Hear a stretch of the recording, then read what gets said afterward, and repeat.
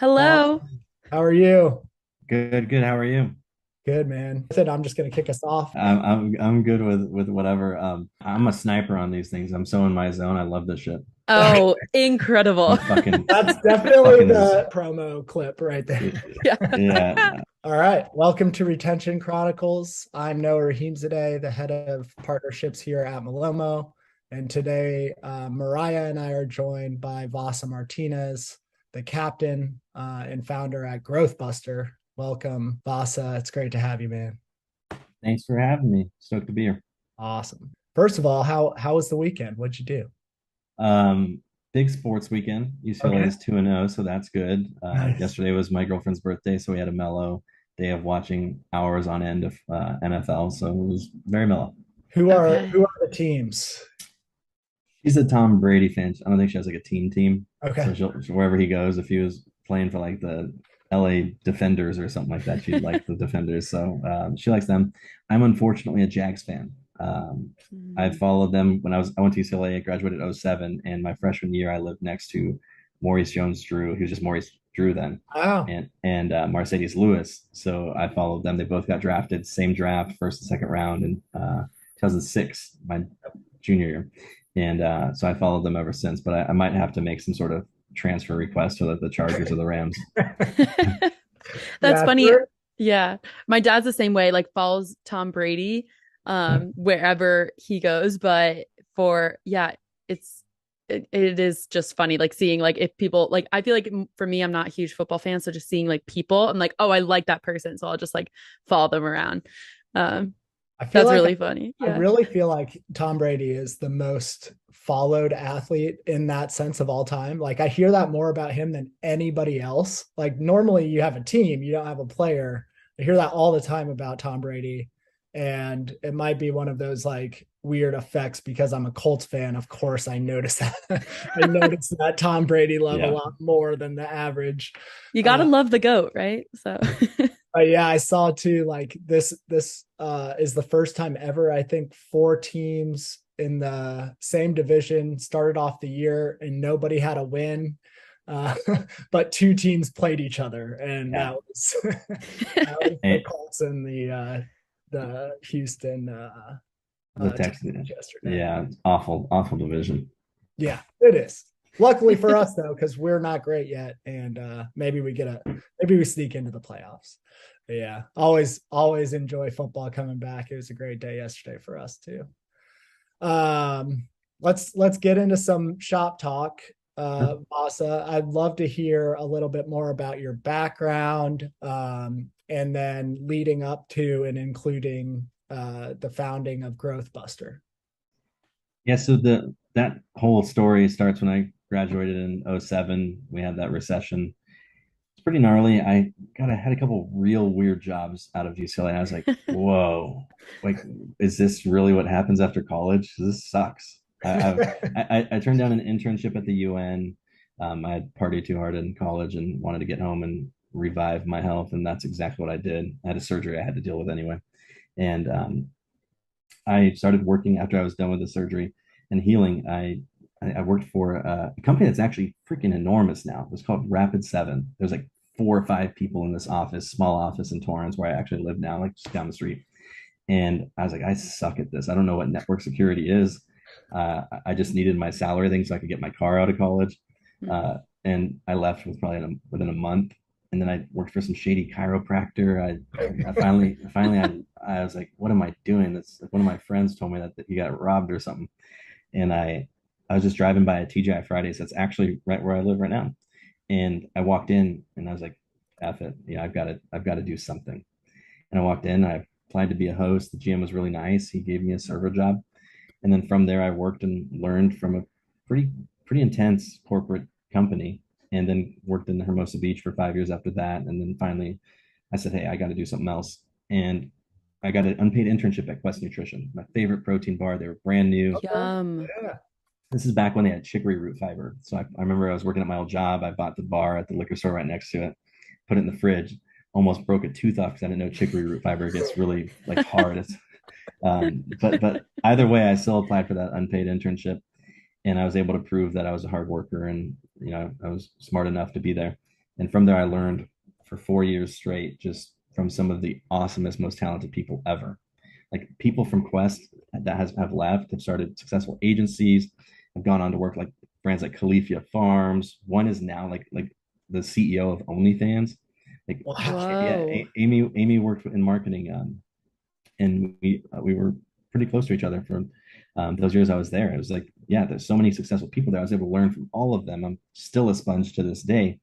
But after 4 years, I decided I was going to go be a director of marketing somewhere. And if you think about it, unpaid intern to director of marketing in 4 years is pretty quick. Yeah. And I just realized, man, I don't know right now if I cannot afford to have my growth stunted. So I had to do something pretty drastic. And I started my agency, and it was initially a consultancy. And I was working for some cool CPG brands. First couple of clients were, I think, Pros, NoCal when it was called D's Naturals, and Cave Shake. And I was able to create like a system. And it was kind of nice because I was getting paid way more than a salary job because I could charge people, a certain amount per month. I was like, damn, this is cool. The next year I incorporated it, was able to get a company card and all of that good stuff. By the way, if you're a freelancer right now, S Corp is the way. Trust me on it. By the way, it's not financial advice. For legal. Why is that? It's a pass-through entity, so you're not getting taxed twice. Mm. So it's really nice. You still got to pay your taxes, but I mean, you're not getting double taxed. Sure. And then it really turned into something. I brought on one of my close friends, and he came on as a VP of growth, and together we were just getting things done. And this comes, it's like February 2019 now. I'm working on another client. They were called Bear Power Foods, and I see this company. We have a real good niche for low carb and keto products, and I see this company called Magic Spoon. Yeah. What are these guys up to? Yep. And I look, and it was like pre-launch. It said low carb cereal or something like that. I don't think it said cereal. I think I just DM'd and I said, I don't know what you're doing, but it sounds like something that's right up my alley. And I never do outreach for sales for GB. Never. They were one of the ones. And we talked for a couple months. We ended up working with them. We still work with them to this day, shooting content. And that was really the second chapter of GB, where like people came to us like, we heard you work with Magic Spoon. We want to work with you. And that's GB. And then I finally, as things happen, I want to continue to pursue growth. I started Perfy. And sorry, that was a long ass answer, but that's perfect. 15 years in like 3 minutes. We want to dive into it. That's awesome. So like when you approach Quest, what were some of the kind of the tasks that they put you to work on? And over time, like how did you sort of round out to a point where you're ready to take on this huge sort of director level role? So first and foremost, the internship was on Craigslist. I was on this is back when you could find cool jobs on Craigslist. Wow. I responded to it. I said, hey, I think it was, I still have the screenshot in my phone. Oh my gosh, you have to give that to us. I want to see it. I'll send it to you. And I said, hey, I love Quest, and I eat them all the time.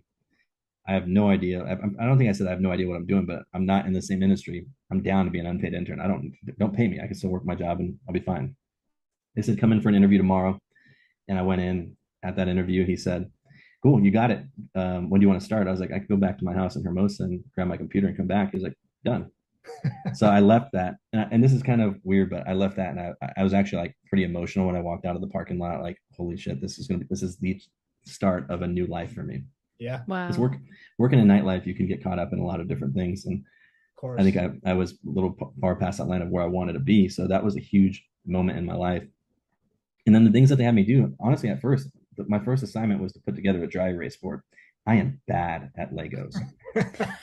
Like I cannot build a Lego for like, I don't even care if there's instructions. I get lost. Like I'm ADD. I'm like, anyway. So I had $20 in my pocket. And I went to one of the facility guys. And I was like, hey, I'll give you $20 if you build this dry erase board for me. He was like, done. You learned early to leverage your network. That's what that means. So I went back in the office to my CMO's office. I was like, done. He was like, how'd you get it done? I was like, I outsourced it. He's like, I love outsourcing. So I did shit like that for 2 months where no matter what the task was, if I couldn't do it, I'd find a way to get it done, even if it wasn't me doing it. Like I'd pay somebody to do it. I wouldn't take advantage of anybody. Right. But that's kind of how it went for months on end. Finally, I became salary, worked my way up for a little while, ultimately took over the cooking division, which was probably my favorite time in my career, where we were working with different influencers. This one, Facebook Live was new, so we were like really cutting edge on our marketing, and really grew that quite tremendously by taking a different approach. And this is back when UGC content was a new type of term. We had foodies taking pictures of Quest products, using different products to make recipes, coming on live. Like we had an Olympic volleyball player bumping volleyballs while she was cooking to show how easy it was to make something with Quest in under 15 minutes. It's called Cook Clean in 15. Wow. So that's a fun name. Yeah, different stuff like that, where I was able to get different repetitions in different places. And then, to be honest, to answer your second part of the question, when I took a director of marketing job, I wasn't ready, and I think a lot of people aren't. Yet you're going to grow into it as you kind of get your feet wet. Sure. Do you feel like that is sort of the way to do it? To take it on, to take on that next huge challenge before you're ready most of the time? Or if you were to go back, would you have taken a lesser role and sort of been more comfortable stepping into the head honcho sort of position? I definitely wasn't ready to be a CEO of a beverage company. So I think that that kind of mantra lives in me, where I think you'll learn as you go, as long as you're willing to. Right. So I think there's people that are open to that. There's also a world where I think about, what am I going to do after Perfy? Or what am I going to do after this time? What am I going to do in the next chapter of my career? How fun would it be to not be a high level, position, and maybe just be like the director of social, which in and of itself is not an easy thing, but having the chops of building an agency, building a beverage company. I'd be way too boomer to be a director of social in the next 5 or 10 years, though. I'll be like, I won't be with the times at that point. But I do think of the opposite, where you're overqualified for a job, but oftentimes that's just as risky for whoever's hiring, as somebody that's underqualified. I do want to say, I feel like you saying you would be too much of a boomer for that, I don't think that exists now, especially with TikTok. Like anyone can make it. So I what's the word I'm looking for? I support those dreams. There we go.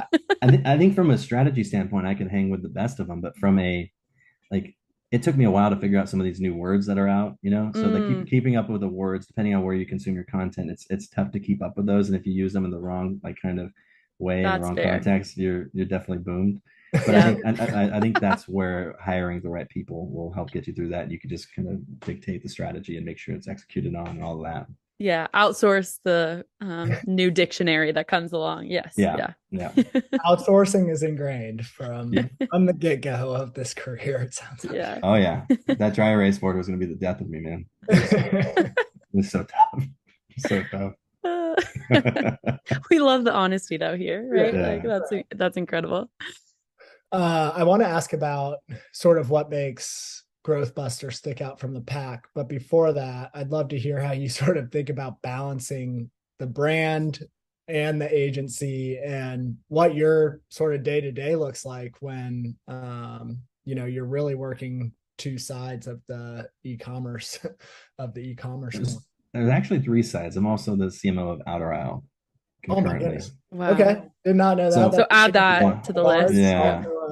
So that, how do I balance it? I kind of answer the question this way all the time.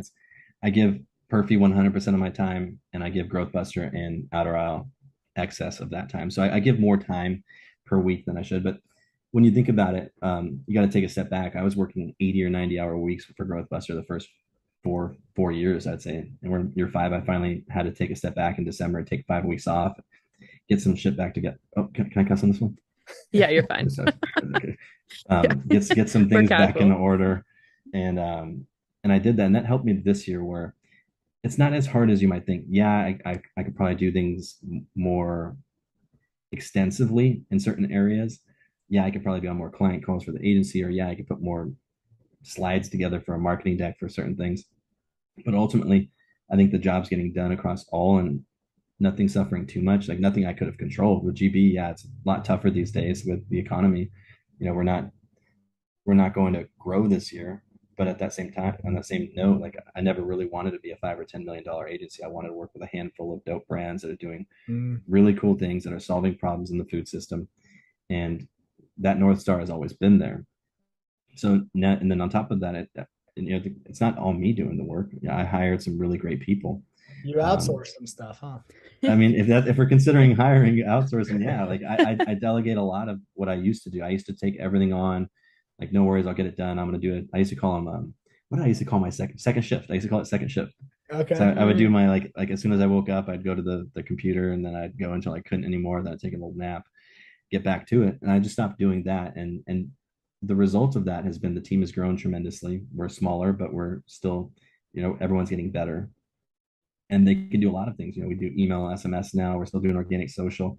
All of our systems from literally 2017 when I started this, like building an editorial calendar and for those first 3 brands, that still exists today. So to answer your question, how do we stand out? I don't know. I'm not gonna poo on any other agencies. There's just a ton of us now. I don't know. I don't know if the answer is that we do stand out. There's a lot of people creating very satellite agencies similar to the way I do, and I respect it because that's how GB started. There's a lot more competition. There's a lot more UGC creators. There's the creator and economy now. So there's a lot more competition. I don't know that we stand out the way that we used to, but I can tell you this, having worked on both sides of the table with both GB and with Outer Island Perfy, I know that my team, they're going to go above and beyond in the hours. We might not always hit those KPIs, but we're not going to do bare minimum. I'll put it that way. And I have tens of thousands of dollars with Perfy that I wish I could get back in some instances where I know that GB wouldn't have done that. So now I lean pretty heavily on it. I don't pay GB through Perfy because that's a conflict of interest, but I know that I can trust the team and their effort and their know-how to get certain things done for Perfy. So in a way, I have a free marketing department. There's no such thing as free, but in a way. Did you talk about quiet quitting on the first episode? It sounds like Growthbuster is not quiet quitting on the no.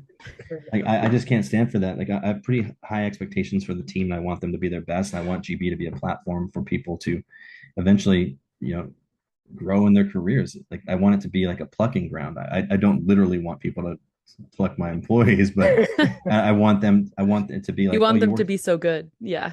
I want it to be like, oh, you were at Growthbuster for 5 years. Like you'd be a great hire. Like that's my goal for the team. It's not a one-dimensional, what can they do for me? It's like, how good can I make GB and how much can I train them and give them the reps that they need so that once GB is ever done or whatever happens with GB, I don't plan on getting rid of it.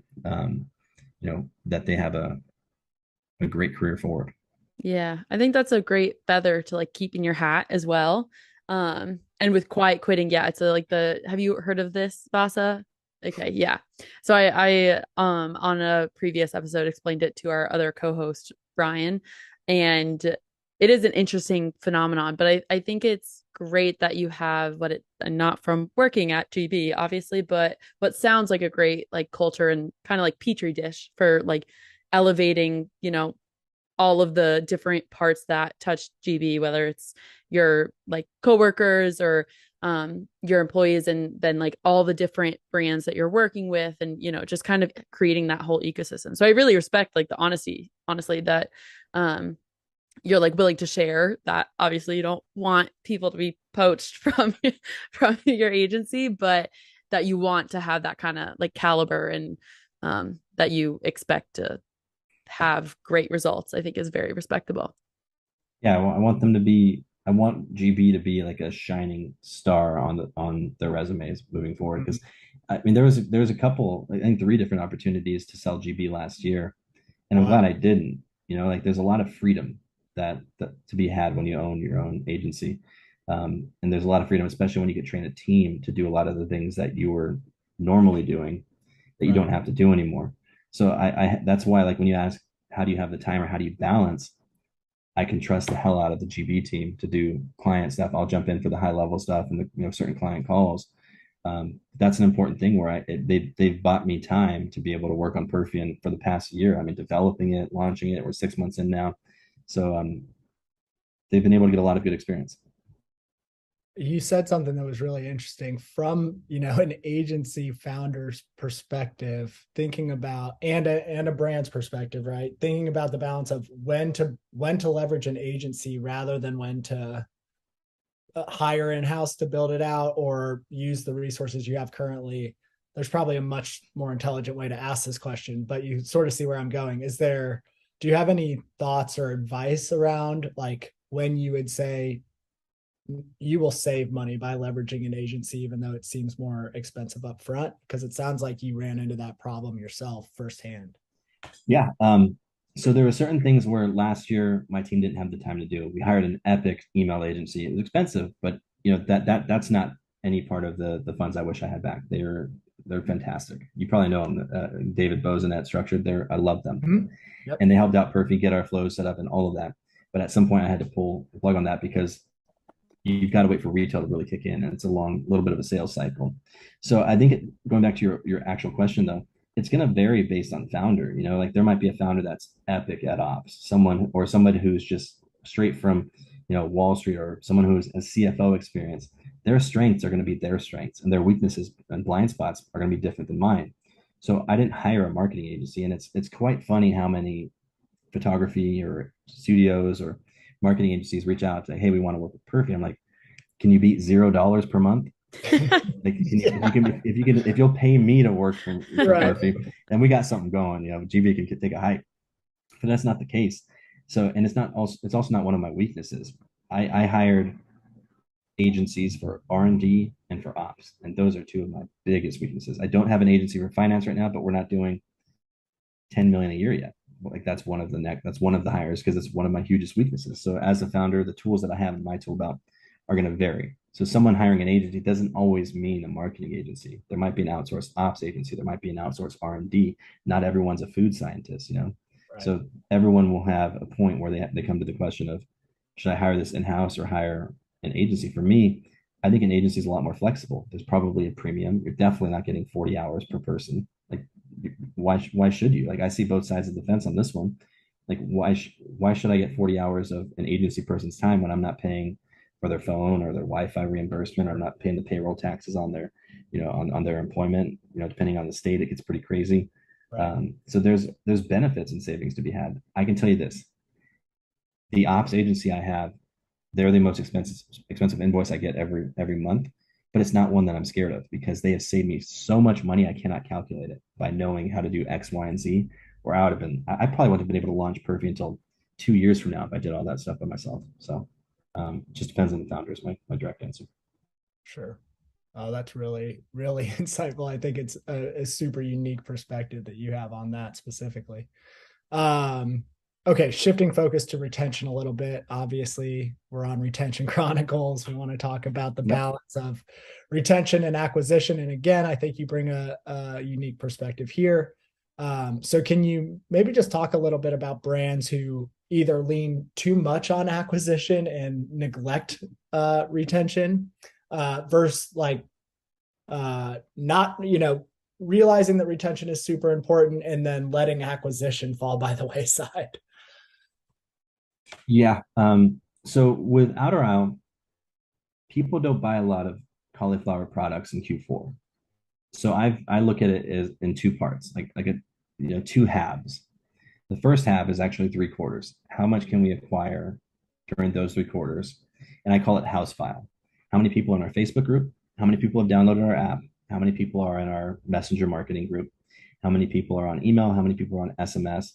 How many people are affiliates? How many people are subscribed? I think that's all 7. And that is what I call housefile. You can call it a rolodex, digital rolodex, whatever you want. Housefile to me. How do we bolster that with actual people that are interested in buying your product, Q1 through Q3? And then in Q4, when acquisition gets tough, the budget goes down a little bit. Without our, like, a lot of people say their budget goes high for Black Friday, Cyber Monday, but it depends on your product and it depends on the founder. Cauliflower is not that thing that someone's saying, "Oh, it's Black Friday, I got to line in my, my 4-pack of sandwich thins." It's just not, like, as many holiday recipes as we do, they help and they're our top performers, but it's not like somebody cannot wait for a Prime Day, cauliflower deal.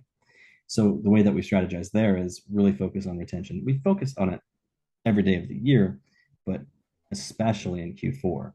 And as a result, we've had record Q4s every year I've been there, from 2018, 2019, 2020, 2021, and now this year we'll break that record again.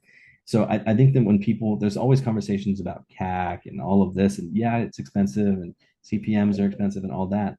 But at the end of the day, you can quantify how much it costs to get somebody new in your house file. Now, getting out the duplicates, like someone might be an SMS subscriber, an email subscriber, so they might be in the Facebook group, they might be on the app, whatever. Still, net new is net new. And there is a cost that you can associate with that net new person in your house file. And there is a extremely positive correlation between growing your house file and retention sales. So another good example is with Outer Isle. We were out of stock for a few months. We were doing some really cool things with operations, and I think our retention sales are like 60 or 70% right now, if not more, because we've had to focus on who are existing customers that have either bought or are in house file and have not bought, and we have different strategies for both of those buckets. And then you can really drill in on what have they bought, what have they not bought, if they're purchasers, if they're not purchasers, what things have they clicked on, what things have they not, what emails have they not opened. There's certain things you can do to really zoom in on certain people and try to turn those into sales. And it all goes back to viewing it as how many people am I adding into my house file. So it sounds like there's the overarching advice is like know when to be in acquisition mode and know when to retain and grow those customers that you've just acquired. And I think a great example of that, of course, is Black Friday, Cyber Monday, when it is a bit very heavy time for a lot of brands, not necessarily all, like we just heard. But I find it very fascinating that brands will spend like all of this time and effort and money acquiring customers around Black Friday, Cyber Monday, but then they have no strategy in place to retain and grow those customers. The question at the end there is like in Q4, when you see, record levels of sales through retention, like what are some strategies that you employ to achieve that? Relevant emails. We view emails, organic social, like any sort of owned media has its own strategy, and they all have to be communicating with each other.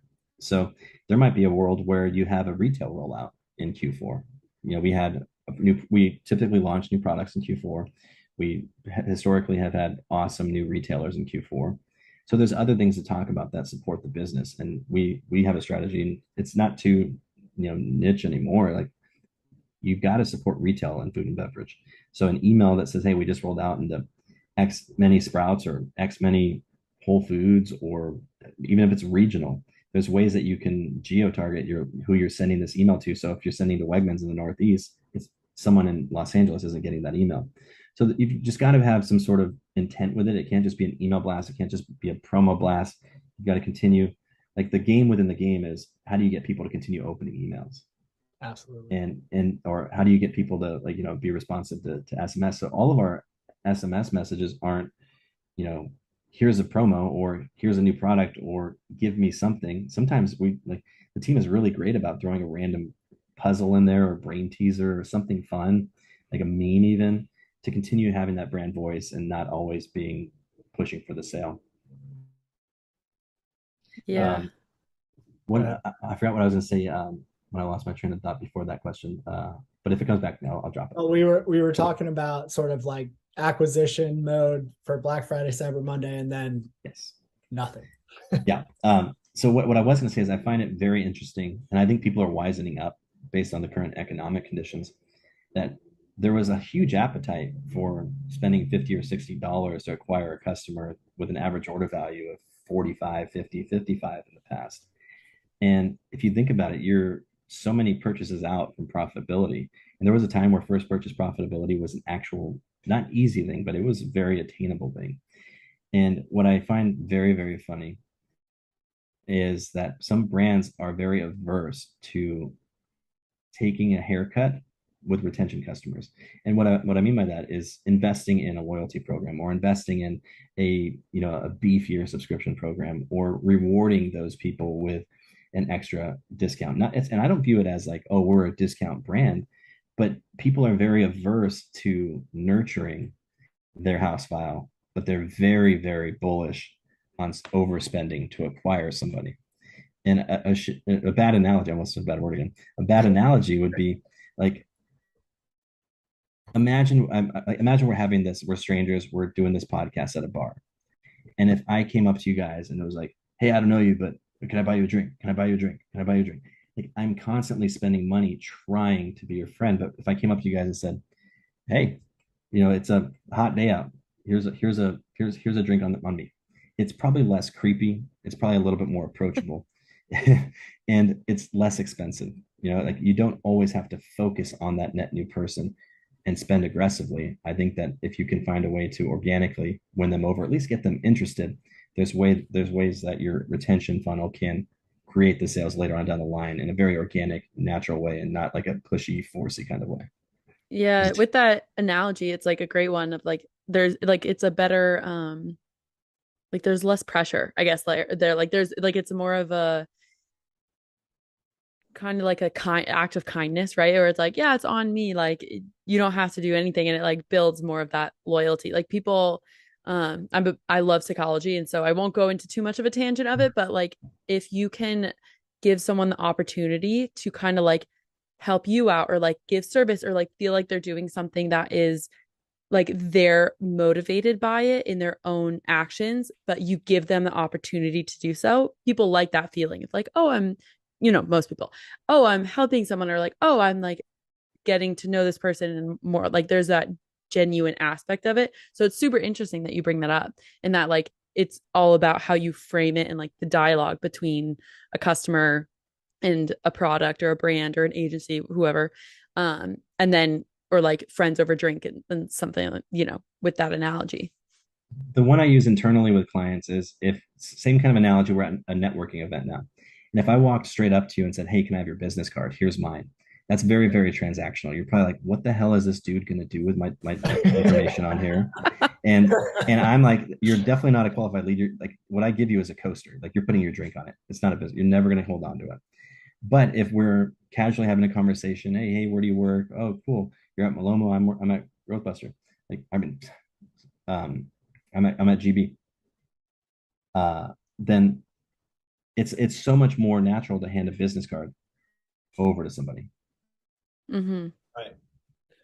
So that's one thing where people don't quite get, and it's something that should be a little bit more focused on. I agree. First of all, I'm going to share this episode with all my single friends to let them know this. Take this advice when you're out next time. So thanks for that. Came for retention, stayed for dating advice. But everything has an application, Right. Exactly. Everything's connected. On the transactional side, like especially like owning partnerships, right? I feel this so much where there's this pressure, right, to like drive revenue. So there's this idea of like lead sharing, but you can't get to lead sharing with GB or any of the other top tier Shopify agencies before you bring value first and sort of build some trust. And I actually think it's the same on the consumer end. Obviously, like a huge benefit to Malomo or any other post-purchase solution is we're going to take transactional messages and make them more personalized. And there's a very important reason for that. It's that transactional situations are still really good areas to build trust and to bring value to the people that you're serving. Yeah, one thing I love is like with Outer we're a client or a customer of Malomo, and I love that every step of the way you get some sort of notification, and it's less, hey, give me your business card, and more, hey, what do you do? Because we have recipes in certain of the pages. The content's really clear. It gives you more information about the brand and value every step of the way. So once you have it, you kind of know what to do with it, as long as you pay attention. If you paid attention to the emails, you're going to get content in there that's going to be helpful the second you open that package. Yeah, absolutely. And as we know, those transactional messages are so much more highly engaged than a normal marketing email. So normally, like lucky for brands who are capitalizing on it, their customers are paying attention in those moments. Beverage companies don't win D2C. And it's not a pet peeve of mine, but I always I kind of look sideways at it when people think that just because Perfy has a website, that it's a D2C brand. Perfy's website is its retention site. It is a retention channel for 6 months to a year from now. Yes, it looks as though like I might be selling something that doesn't weigh 20 pounds to ship a 24 pack or 10 pounds to ship a 12 pack. It makes things impossible to win on D2C. It leaves you very little margin to spend on marketing. And early on, yes, I knew I was going to have a site that I think was dope, Like I was very strict with certain things. I wanted to be very functional, but not functional to acquire customers. Yeah, I've tested on ads just to see feedback on how people talk about it, see how much they hate me for selling a $3 soda, things like that. But Perfy's acquisition channel is actually retail. And because I have the experience of working with brands, digital and retail, I'm able to execute with my know-how on the shelf. And once they see it, they taste it like, holy smokes, this tastes really good. Maybe I want to stock up. Then I have those channels as backup things. So with Outerall, we have acquisition and retention on the website. We're actually winning customers or earning customers on the website. But with Perfy, I have no intention to acquire a customer online. I have no appetite for spending $40 to maybe profit 5, and which means I'm losing 35. I don't math. I don't have the dollars to do that. 1, 2, that's just not my strategy. So taking retail customers, winning them over, them wanting to learn more about the brand, having cool little bells and whistles and tricks for them to visit the website or Amazon, and then giving them more information and letting them feel that connection to the brand. That's my whole strategy. And there's articles that are coming out. Like I think Think Testing published one last week. There's one badass brand that something weird happened with the investor and they may not make it. And I wanted to put one of those roll-up vehicles together and be like, this brand's badass, let's save them. But it was already too past the line. But they took that like all beverages are doomed.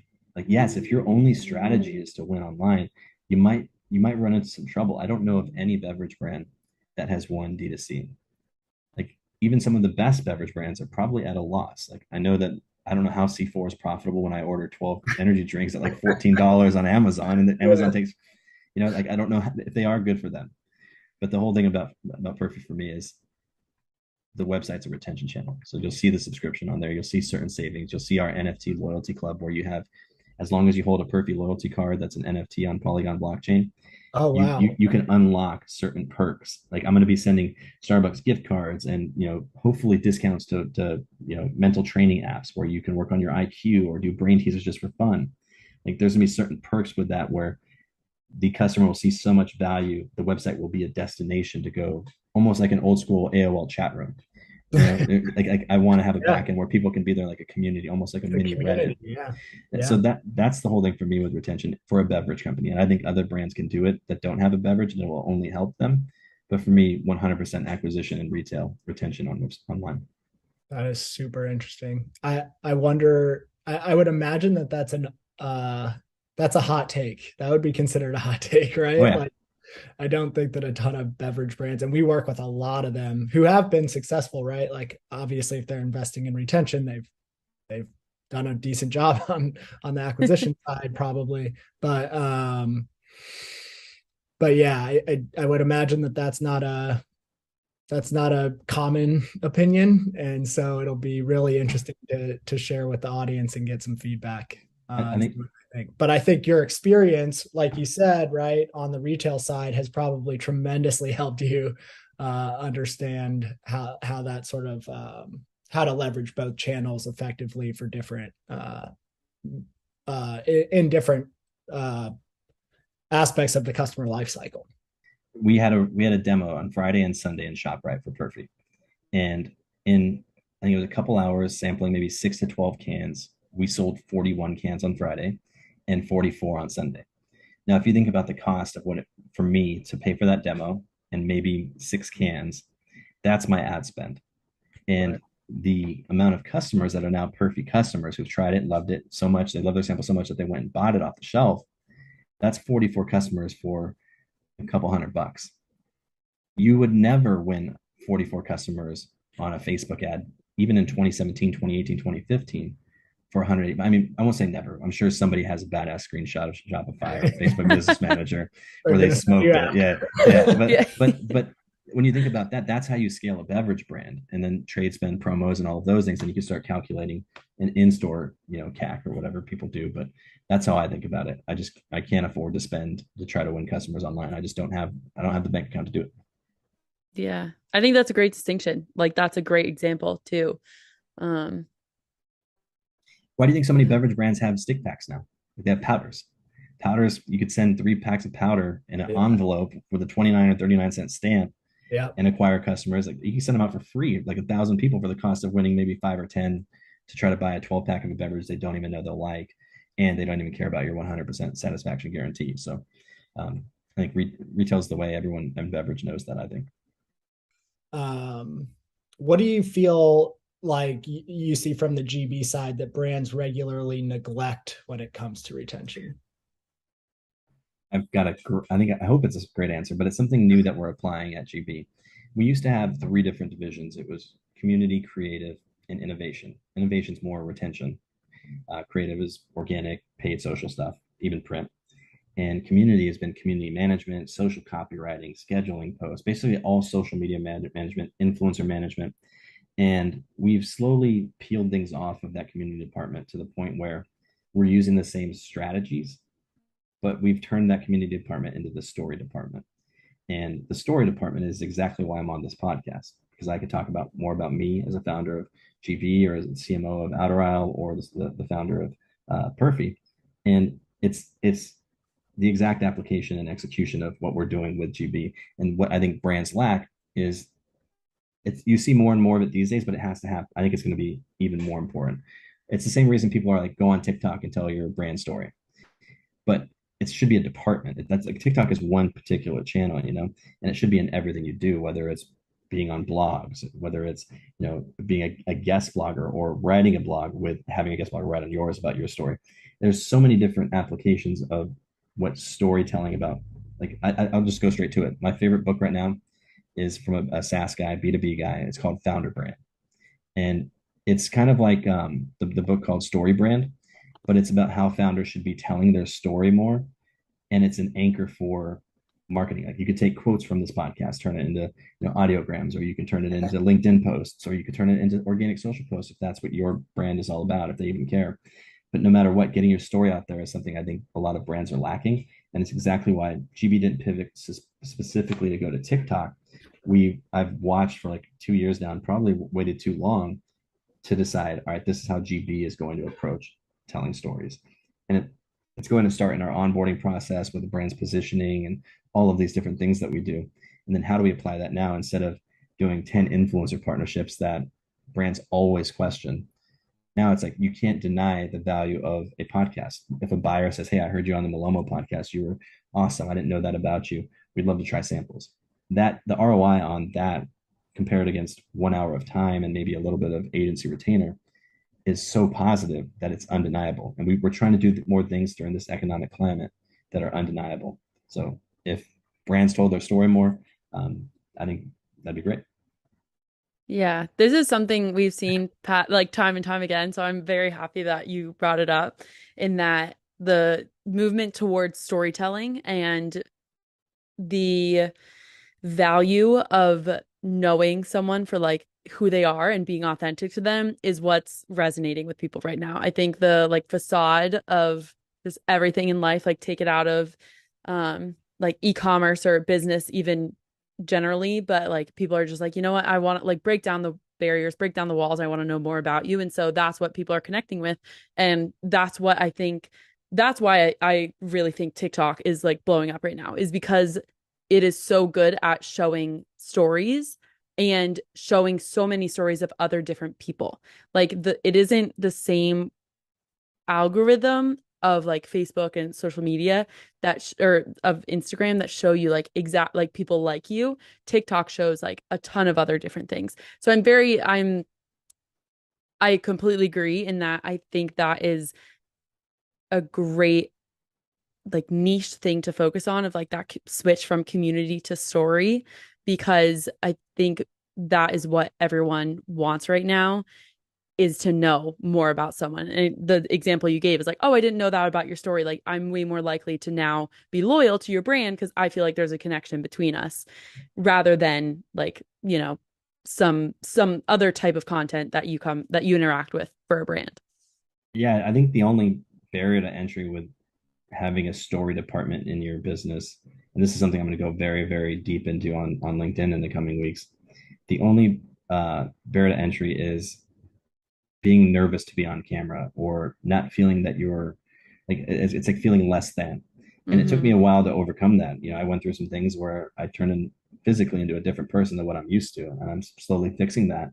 And we're gonna have a huge push on TikTok for Perfy, and we're gonna push the founders of our brands to be comfortable, telling theirs. We might not be cutting it or editing it, but just grab a phone and tell your story, put a couple pictures behind you on the green screen or whatever. Yeah, put some text. It doesn't have to be perfect, it's kind of like acceptable. Like it doesn't even have to be TikTok. It can be a more polished about us page. It can be posting on LinkedIn more. It can be being on podcasts. For me, I'm a fan of being on podcasts, not because it feels good for me, but I think I'm more effective in telling the story in a way that's not staged. For me, it's the whole staging of what I'm going to say, what I'm going to look at. When I'm on a podcast, I can just stare wherever I want, Yeah. But I think it's a combination of all of these things. I don't think TikTok is a silver bullet. I think the chances of you not going viral is still a lot higher, even though the algo is different. But I think it's a great opportunity, and it's like literally the wild, wild west. And I don't think it's watered down yet. But I think podcasts can be a lot more specific. And I think that, a dozen podcast listeners that tune into a podcast are going to listen with a lot more intent than somebody who's scrolling through on TikTok that's looking for the next funny viral video or whatever. And there's nothing against that. That's just, it's so entertaining. Yeah. But for me, it's just, again, depends on the founder. No, I completely agree. Like I love podcasts too. Yeah. I think we're like Mariah, this has been like a hot topic, even internally for us, as a, partnerships marketing team, as a executive go-to-market team, is like, how can we get the story out in more natural and organic ways? And when Vasa, you hit on this, like exactly how you're thinking about it. This podcast, for example, can be repurposed in like 7 different formats, and it's evergreen. When 2 years from now, we could rerun this episode or snippets from this episode because they're relevant to something that we're really focused on for that quarter or for that year or whatever it may be. And I do think that there is a lot of authenticity in podcasting versus a lot of other channels. I feel the exact same way. Like I get so much more nervous when it is scripted because there's this expectation of this is how it should look, rather than like, there is no expectation. Like, which we also designed it to be like that. Right. Like we purposely like it to be, hope not nerve-wracking and conversation based. But I think, we're the same way. I love that point, Noah. Yeah, absolutely. We're sort of wrapping up here, Vasa, unless there's anything else you definitely wanted to talk about. Given your experience, you're the perfect person to ask this super loaded question of like one tip that's helped you throughout your career sort of get to where you are. Or, you can take that anywhere you want, whether it's a book that you read that changed your sort of trajectory, or a big risk that you took, sort of wherever you want to take it. Floor is yours. I'd love to hear what you credit, where you are today to. Yeah, for me, I think for a while, I always worried about what other people thought of me. So I got a funny example. It hasn't happened yet, but Wednesday night, there's an event that I'm going to. It's in Marina Del Rey for a startup CPG. And it's like one of those black tie event type things, but it's at Daniel's house. And I'm not a black tie person. I'm just not anymore. So I'm going to rock a shirt that has a T-Rex with a sloth on the back of it, and it's shooting out lasers from its eyes. And that's my version of being dressed up. It's like a Vegas shirt for me. And I love that. And I'll probably throw the gold sequin jacket on top of it just to be a little bit, a little fancy there. But it's like a $20 jacket from Amazon. Like I think the underlying theme there is that, as far as I can remember, I was as myself as possible. And through the years, certain things about myself that didn't serve me, I've had to sacrifice. So you're constantly evolving as a person. I'm not trying to get too philosophical or anything like that, but it's the truth. I've always just tried to be myself and not try to fit in the mold of what other people think. I've got 2 sleeves of tattoos on my arms, and I was once told by a CEO, you'll basically never amount to anything because of your tattoos. You'll never be able to sell your business like I have. And it was a funny story. I won't go too into detail on that because I don't want to be able to people to decipher who it was. But I was like, that's not true. Like that's especially not true because I know that I'm leaving this company in like a month or two and I'm starting my own thing. And I don't think people are going to give a shit if I have Yeah. tattoos. No. And lo and behold, years pass and nobody really cares about anything anymore. As long as you're a hard worker, you're yourself, you're a good person. I think if you check off most of those boxes, you're all right, you know? So I think that's one thing I've had in my career that's helped me advance. Like when I went to Fridays, I was like, I don't care if you put me in the kitchen, I'll wash the dishes. When I went to the nightclub, I'll start as a dishwasher. I'll clean your bathrooms. I don't care. I know that this is the place to be and I'll earn my way there. And I think part of that mindset of I'll do a lot of the dirty work. I'm not going to do it forever. And when I get past it, I'm not going to be too good to do the dirty work again. But as long as I'm down to do the dirty work and I don't really care, it's not a big deal. I remember seeing people that when I went to college with and I was in the nightclub and I was bartending, or sometimes I was before I got to the bar, I was like basically a busser, the equivalent of a busser at that place. And I wasn't embarrassed that they saw me working at a bar and they're all doing like crazy jobs, like cool jobs. Like this is what I got to do, you know. And I paid off my loans in under 10 years. Like 6 years, I paid off my loans, and there were a lot. And I did what I had to do. So having that ability to be righteously myself has been something that served me. There's things I've had to evolve, but it's been helpful. That's awesome advice. And I think sort of going back to what we talked about right before this, like authenticity has probably never been more important, I feel like, in this day and age, because it's pretty easy to see when somebody is just wants a transactional relationship, and that's becoming less and less accepted. I mean, like the tattoo is a good example where there might have been a time 50 years ago or so where the CEO he wasn't 100% right still, but like would have been a lot more right, or his probability of being right might have been a lot higher then, right? But now it's like people want to know who you really are. They want you to be authentic. They want you to actually focus on like building a real relationship with them, and all of these things, right, tie back into the D2C space really, really well. So not for that reason, but I love that answer. I think that's why there's so many Einstein shirts with him having tattoos. Not to focus on tattoos, but it's like there's a lot of people that won't buy a shirt with Einstein on it. Like maybe they will, but now that he has like a face tattoo or some sort of tattoo, like, yep, I can relate to this guy because he's smart as hell and he's got his tattoos. He's like a human mullet, you know, a little bit of business, a little bit of party. That's an incredible analogy. I love that. Human mullet. Yeah. All right, Vasa. Thanks so much. Yeah, no worries. I recently just cut my mullet, so I had to pay some tribute to it. Oh, nice. We'll also need a picture of that. It's too fancy. Oh, too fancy. That doesn't seem like you, Vasa. Yeah. It was a good one. Yeah. This has been so fun though. Thank you for joining. It was a blast talking to you. Awesome. Well, thank you for having me.